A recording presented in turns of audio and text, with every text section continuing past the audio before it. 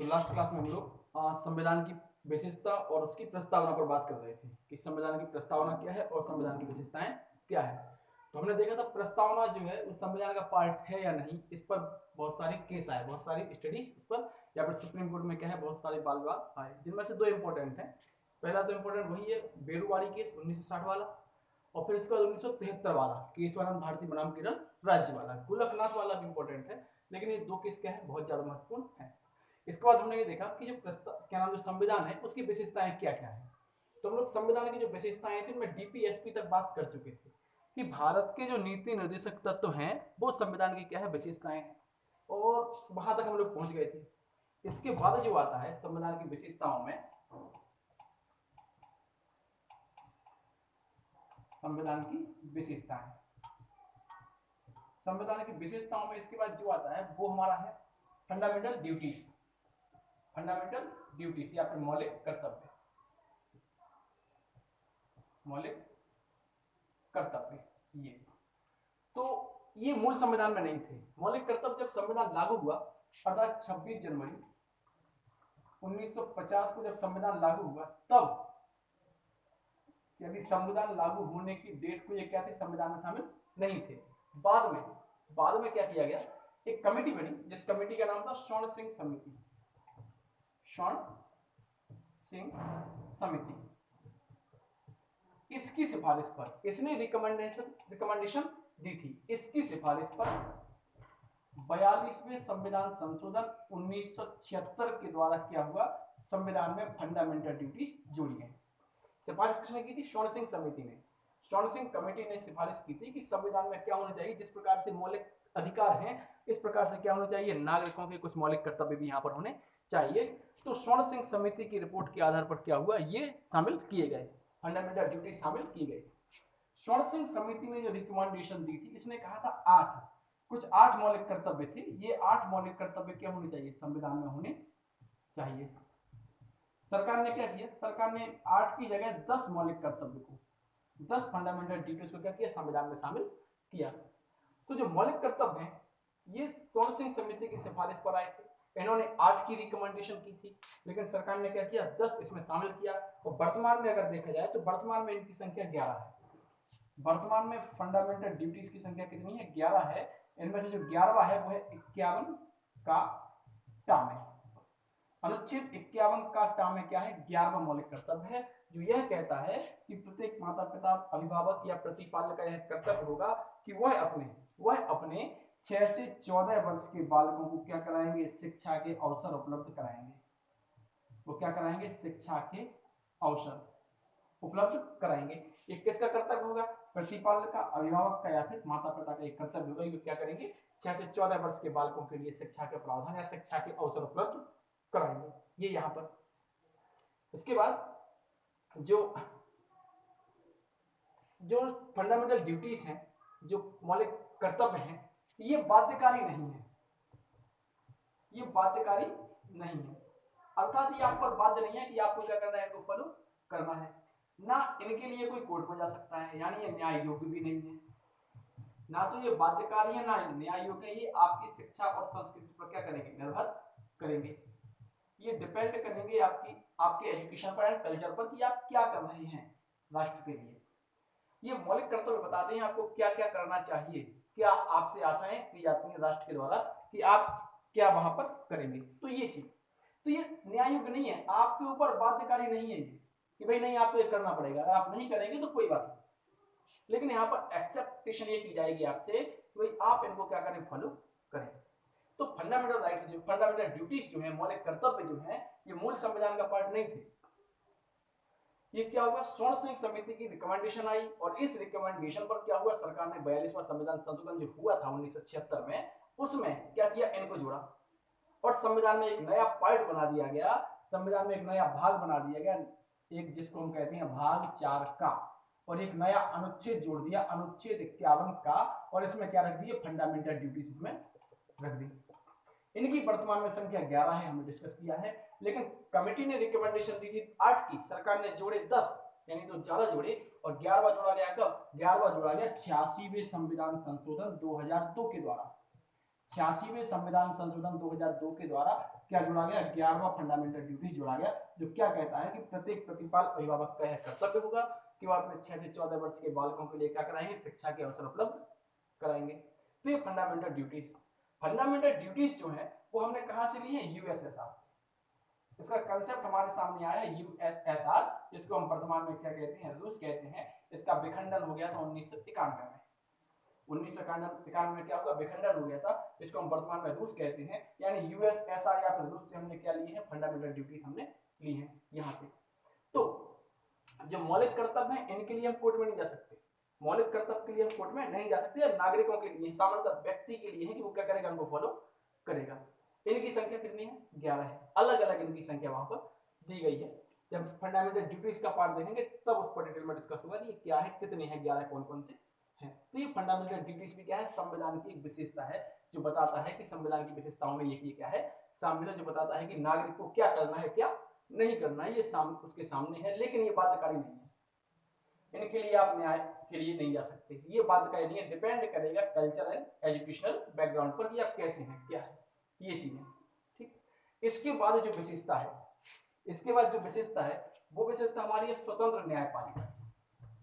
संविधान की जो अगली विशेषता है वो है स्वतंत्र न्यायपालिका, इंडिपेंडेंस जुडिशियल सिस्टम भारत में।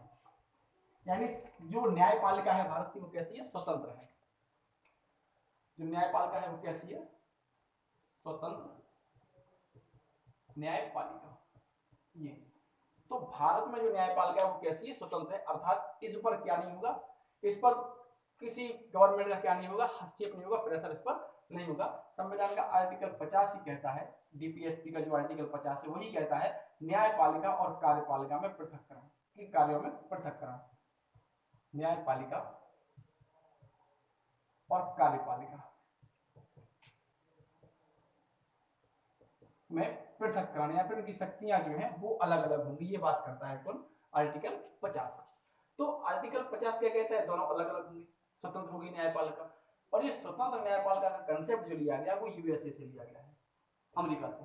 कहां पर, अमेरिका से लिया गया है ये कंसेप्ट। इसमें ये कहा गया है सामान्य तौर पे ये कि जो कोर्ट है, सुप्रीम कोर्ट है जो, वो क्या करेगा, वो संविधान का निर्वचन कर, संविधान को एक्सप्लेन करता है, संविधान को परिभाषित करता है।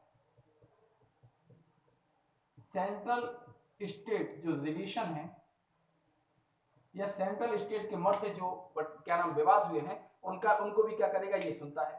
फंडामेंटल राइट्स जो हैं उनके लिए भी क्या है, इसके पास अधिकार है आर्टिकल 32 के अकॉर्डिंग। फंडामेंटल राइट्स में भी क्या करता है, ये बात वहां पर सुनता है अनुच्छेद 32 के द्वारा, जो क्या करता है 5 प्रकार की विभिन्न रिटों को क्या करता है, जारी करता है। तो 5 प्रकार की क्या होती है, रिट जारी होती है। जो सुप्रीम कोर्ट क्या है या फिर हमारी न्यायपालिका कहती है स्वतंत्र है, इस पर प्रेशर नहीं होगा। न्यायपालिका जो है सामान्य तौर पर संविधान में प्रोविजन किया गया है कि न्यायपालिका के किसी भी न्यायाधीश के बारे में संसद में और राज्यों की विधानमंडल में तब तक चर्चा नहीं होगी, तब तक उनका नाम नहीं लिया जाएगा जब तक उनके ऊपर महाभियोग नहीं चलाया जा रहा होगा। ये अर्थात संविधान ये कहता है कि सुप्रीम कोर्ट के न्यायाधीशों के बारे में और हाई कोर्ट के न्यायाधीशों के बारे में राज्य क्या नाम, केंद्र की संसद जो विधायिका है, केंद्र की संसद और राज्यों की विधायिका विधानमंडल में तब तक चर्चा नहीं होगी जब तक उन पर महाभियोग का प्रस्ताव नहीं आया है, उनका नाम अन्यथा नहीं लिया जाएगा। तभी लिया जाएगा जब उन पर महाभियोग का प्रस्ताव चलाया जा रहा है, उनको हटाने की बात की जा रही है, तभी होगा, अन्यथा नहीं होगा। और न्यायपालिका के जो न्यायाधीश है उनका टेन्योर फिक्स है, टेन्योर इनका फिक्स है, इनका कार्यकाल जो क्या है फिक्स है। और वेतन भत्ते जो भी होते हैं वो भी क्या होते हैं, सामान्य तौर पर फिक्स होते हैं। उनमें कमी तब की जाएगी जब आर्टिकल 360 का इंप्लीमेंटेशन हुआ है या फिर आर्टिकल 360 के द्वारा वित्तीय आपात घोषित किया गया है, तब होगा, अन्यथा नहीं होगा। तो इनके जो कार्यकाल है वो भी क्या है, निश्चित है।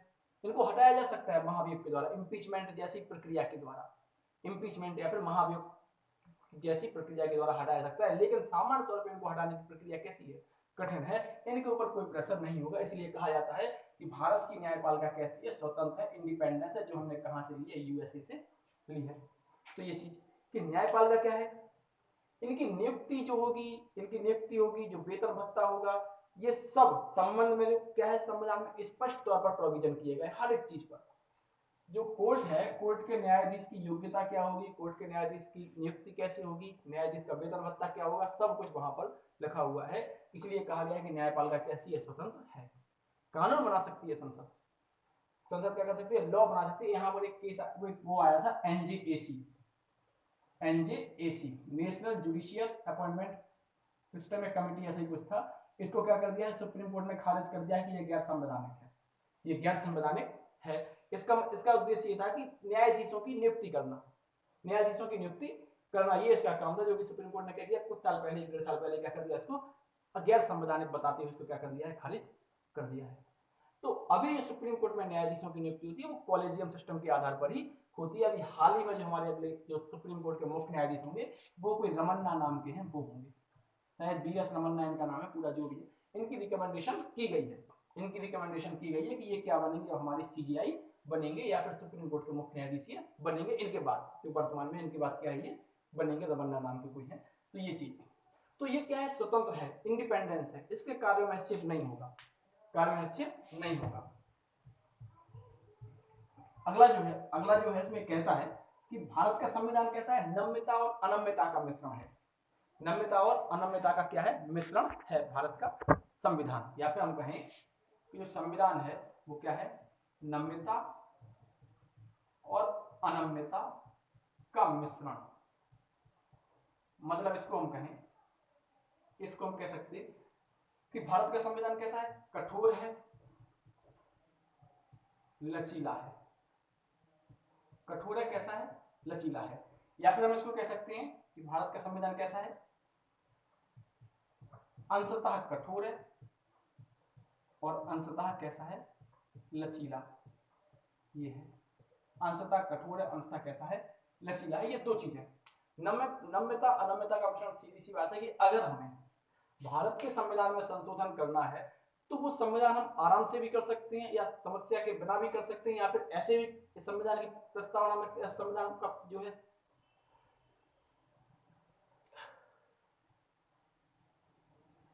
इसमें अगर हमें संविधान में संशोधन करना है तो संविधान में संशोधन की प्रक्रिया क्या है, प्रोसेस आर्टिकल 368 में स्पष्ट रूप से दी गई है। अनुच्छेद 368 में क्या है, स्पष्ट रूप से बताया गया है कि संविधान में संशोधन कैसे होगा। और ये संशोधन करने वाली जो चीज है वो हमने ली है दक्षिण अफ्रीका से। दक्षिण अफ्रीका से हमने ये प्रोसेस ली है कि हमारे संविधान में क्या संशोधन कैसे होगा। तो अनम्यता और नम्यता का मिश्रण से मतलब यह है कि संविधान ऐसा है कि हमें इसमें संशोधन करना होगा तो कुछ चीजों में आराम से संशोधन कर सकते हैं, और कुछ चीजें ऐसी हैं जिनमें संशोधन करना इतना आसान नहीं है। तो इतना सिंपल भी नहीं है और इतना रिजिड भी नहीं है हमारा संविधान। हम कहें कि इतना कह सकते हैं कि इतना ऐसा भी नहीं है कि जैसे चाहे वैसे संविधान संशोधन हो जाए, नहीं। कुछ चीजें ऐसी हैं जिनमें हम संविधान में संशोधन आराम से कर सकते हैं तो वो लचीला है, और कुछ ऐसी हैं जिनमें हम संविधान में संशोधन कर सकते हैं बड़ी मुश्किल से करते हैं, इसलिए कैसा है, कठोर है। तो ये कहा जाता है कि भारत का संविधान कैसा है, नम्यता अनम्यता का मिश्रण है, या फिर कठोर भी है, लचीला भी है, या फिर अंशतः कठोर है, अंशतः लचीला है। जैसे आर्टिकल 368 बताता है कि संविधान में संशोधन 3 प्रकार से होगा, 3 प्रकार से। एक बताता है कि साधारण बहुमत से, संविधान में संशोधन हम साधारण बहुमत से कर सकते हैं।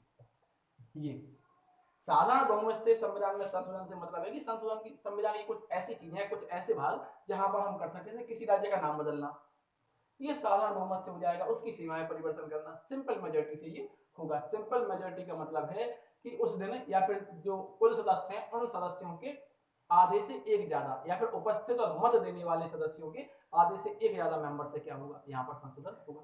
दूसरा है विशेष बहुमत, दूसरा है विशेष बहुमत से।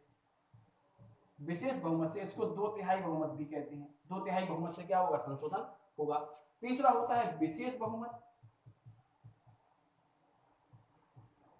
प्लस आधे से अधिक राज्यों के समर्थन से। यानी कि तीसरा यहाँ पर यह है कि अगर संविधान में संशोधन करना है, संविधान में हमें संशोधन करना है तो संशोधन कैसे होगा, संशोधन ऐसे होगा कि पहले तो हम क्या कर सकते हैं, साधारण बहुमत से संशोधन कर सकते हैं, हो जाएगा। दूसरा विशेष बहुमत से करेंगे, हो जाएगा। तीसरा है विशेष बहुमत, कुछ ऐसे पार्ट से जहां पर विशेष बहुमत भी चाहिए और आधे से अधिक राज्यों का समर्थन भी चाहिए, तब ये होगा। जैसे अभी हाल ही में इससे अगर संशोधन हुआ है तो वो क्या हुआ है, ये जो संविधान संशोधन हुआ है वो हुआ है जीएसटी का। 101वां संविधान संशोधन जो हुआ है, जो 122वां बिल था उसके द्वारा जो हुआ है वो हुआ है जीएसटी का। जीएसटी कैसे हुआ है कि विशेष बहुमत हुआ, आधे से मतलब संसद में जो उपस्थित और मत देने वाले जो मेंबर हैं उनके 2/3 बहुमत से हुआ और साथ ही साथ आधे से अधिक राज्यों के समर्थन से हुआ। तो ये हो गया, क्योंकि इस समय क्या थी, एनडीए की सरकार आधे से अधिक राज्यों में थी और एनडीए की सरकार कहां पर थी, केंद्र में थी, नरेंद्र मोदी नेतृत्व कर रहे। तो क्या हो गया, संविधान संशोधन यहाँ पर हो गया। तो ये चीज विशेष बहुमत से अगर हम देखें तो अभी हाल ही में अगर कोई संविधान संशोधन हुआ है तो वो अभी हाल ही में विशेष बहुमत के साथ हुआ है, जो SC/ST एक्ट वाला जो था उसको क्या कर दिया है, वहां पर कर दिया गया 10 साल के लिए, उसको क्या कर दिया है, बढ़ा दिया गया है। 104वां जिसको हम संविधान संशोधन कहते हैं वो यहाँ पर हो गया है और उसको क्या कर दिया गया, बढ़ा दिया है 2030 तक लोकसभा में। 2030 तक क्या कर दिया है, SC/ST का जो रिजर्वेशन आरक्षण उसको बढ़ाकर 2030 कर दिया गया है। 2020 से 2030 तक कर दिया गया है, यानी 10 वर्ष का काम उसको 10 वर्ष क्या कर दिया गया है और बढ़ा दिया गया है। तो 3 प्रकार के संविधान संशोधन होगा। पहला साधारण बहुमत से, इस पे आराम से हो जाएगा, कोई दिक्कत नहीं होगी। दूसरा विशेष बहुमत से और तीसरा विशेष बहुमत तथा आधे से अधिक राज्यों के समर्थन के द्वारा। ये 3 प्रकार से यहाँ पर होगा। तो संविधान में संशोधन करना आसान भी है और कठिन भी है भारत के संविधान में। इसीलिए कहा जाता है कि भारत का संविधान कैसा है, भारत का संविधान रिजिड भी है, कठोर भी है और कैसा है, लचीला भी है।